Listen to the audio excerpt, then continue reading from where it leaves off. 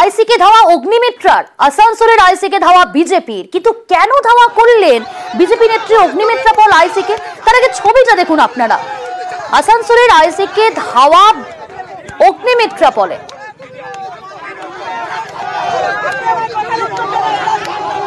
শুধু তাই নয়, পুলিশের সঙ্গে বচসায় জড়িয়ে পড়লেন বিজেপি নেত্রী। বচসার পর আইসিকে ধাওয়া অগ্নিমিত্রা, দেখছেন সেই ছবি। কিন্তু কেন এরকম পরিস্থিতি তৈরি হলো, কেন ধাওয়া করলেন জানবো।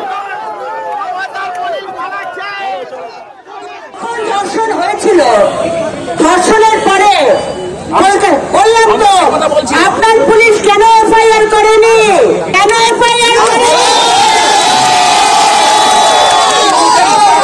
ক্রাইম সিনকে আপনারা চেঞ্জ করে দিয়েছেন, যেখানে বডি রেখেছেন সেখানে খুন হয়নি। সিবিআই বলছে, আমি বলছি না। আর আপনি বলছেন আন্দোলন শেষ করতে। আপনার বাড়ির মেয়ে হলে আপনি বলতে পারতেন আপনার বাড়ির মেয়ে।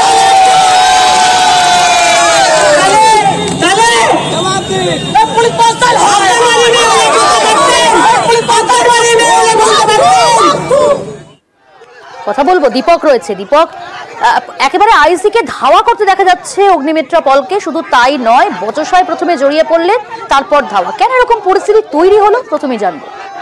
দেখো, আরজিকরের ঘটনার প্রতিবাদে এক বিধায়ক অগ্নিমিত্রা পলের নেতৃত্বে আসানসোলের জিটি রোড কর্পোরেশন মোড়ে তারা অবরোধ করে এবং বিক্ষোভ দেখাতে শুরু করে। যেভাবে আরজিকরের ঘটনা একটি নিন্দনীয় ঘটনা, তার প্রতিবাদ জানাতে আজকে বিজেপির পক্ষ থেকে এই উদ্যোগ নেওয়া হয়েছিল। প্রায় 8 ঘন্টা অবরোধ চলার পর যখন আসানসোল দক্ষিণ থানার আইসি কৌশিক কুণ্ডু ঘটনাস্থলে আসেন এবং অবরোধ তোলার জন্য অনুরোধ করে, তখনই কিন্তু আইসিকে দেখে তারা বিক্ষোভ দেখাতে শুরু করে এবং আইসির সঙ্গে বচসায় রীতিমতো জড়িয়ে পড়ে বিধায়ক অগ্নিমিত্রা পল।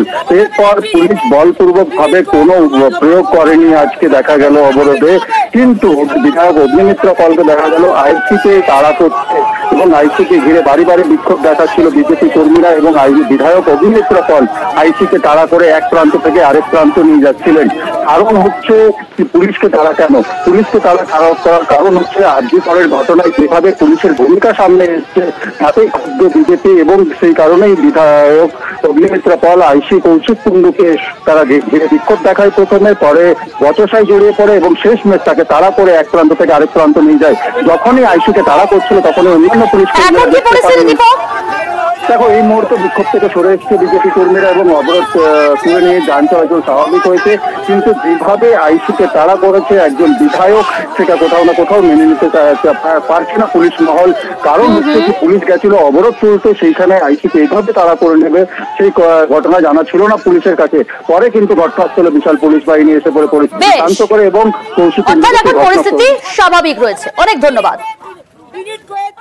আজকে 12টার মধ্যে, রাত্রির 12টার মধ্যে যদি মুখ্যমন্ত্রী পদত্যাগ না করেন তাহলে কালকে নবান্ন ঘেরাও, নবান্ন ঘেরাও।